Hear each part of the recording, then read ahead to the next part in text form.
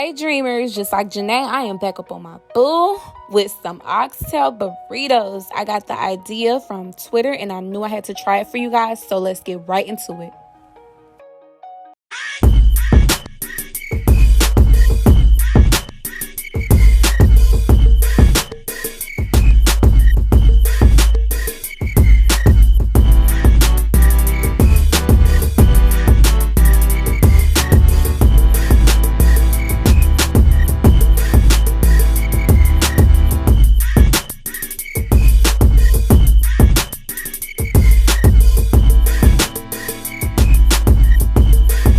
So here are all the ingredients. I'm not gonna read all that's a lot, but I did get my oxtail from Publix. If you have a meat market near you, I suggest you go there. It'll be cheaper.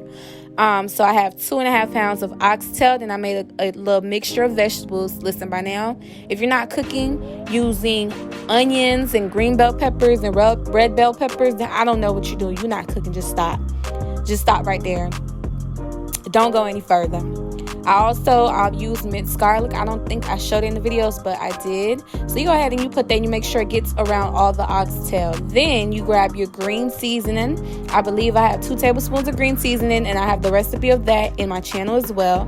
Then you go ahead with your seasoning blend. So the seasoning blend consists of garlic powder, paprika, and onion powder. You go ahead and shake that vigorously all around. Make sure you get it in the crevices of the oxtail. Make sure you get it everywhere so that all your oxtails taste the same. You know, you don't want some that's tastier than others. That don't make no sense, but just make sure you just you shake that all around, okay?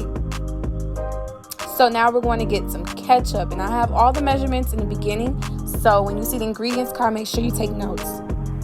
So we get a Bouillon Cube or a Maggi, and we, break it apart, mix that all around as well. And then we have some sprigs of thyme or thyme. And then I have some oxtail seasoning that I got from a Caribbean restaurant, from a Caribbean market, in Miami. It's optional. You don't have to add that to it. But if you have something, the more seasoned, the better. Just go ahead and shake that around too. And we're good. So we're going to get our crock pot and fill that up with some chicken broth. I believe I use Tuscan chicken, but regular chicken, reduced sodium chicken, all of that is fine. So I go ahead and I put my piece of oxtail in there. And my crock pot is a little small, so I had to kind of adjust them so that all of them are leveled with water. And then I go ahead and put my mixture of all my marinade and all that. Before I move forward, let me say that I did marinate that for a couple of hours in the fridge before I put it in the crock pot. And then once again, you see me adding just a little bit more of the oxtail seasoning because that's my business. And I also added some Sazon Goya. Y'all know I add this to everything, period. Every recipe I've uploaded, I have that. And go ahead and just make sure you shake the seasoning around, get it all leveled, and some pepper just to give it a little spice. And you put the lid on it, period. You saw me saying period, that's me saying period. And go ahead and cook that oxtail on low for about 7 to 8 hours. Next, moving forward, we're going to start on doing the rice. Now, you could use regular rice, the rice from the pack. This rice is going in the oxtail burrito, so it's up to you whether you want to, do a special rice. But this is the black rice and beans that I made. And I went ahead and put a tablespoon of olive oil, 1/3 cup of the green seasoning, my special green seasoning, my mom's recipe. And then I go ahead with a paquetito de sazon, as usual, and go ahead and shake that around vigorously, uniformly, if that's the word, uniformly, period. Just making stuff up. And then a 1/3 cup of tomato sauce. Shake that around. And then another Bouillon Cube or Maggi, however y'all call it. You put that around there as well. Just like how I make my seafood rice, my yellow rice, same business, same base. This is a good base for any rice that you make, honestly. This is what gives it the flavor. So once that cooks a little bit, we're going to add our black beans. And I like to add the black beans right now because it also gives more of that flavor, that vegetable base, and you cook that to a boil. You're gonna see, I'm showing this time. You see it's boiling, it's cooking.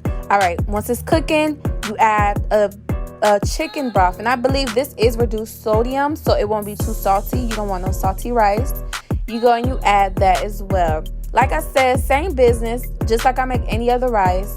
I kind of use the same steps. I always follow the same steps, and it's to give you some fluffy rice every single time.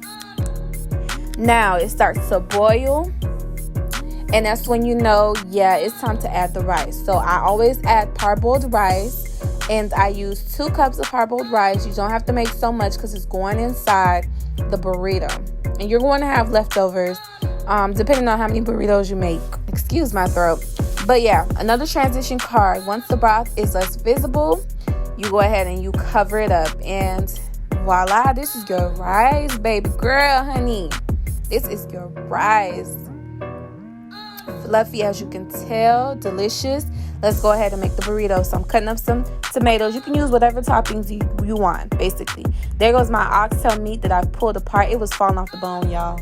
And I'm going to show you how to make an easy burrito. It's quick and easy. You add your toppings. I started with my rice. Then I went ahead and put my oxtail meat, tomatoes around.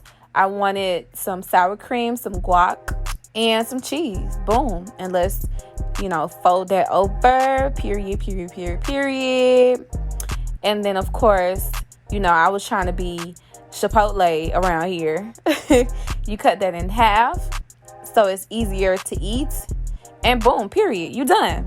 Burrito. Hello.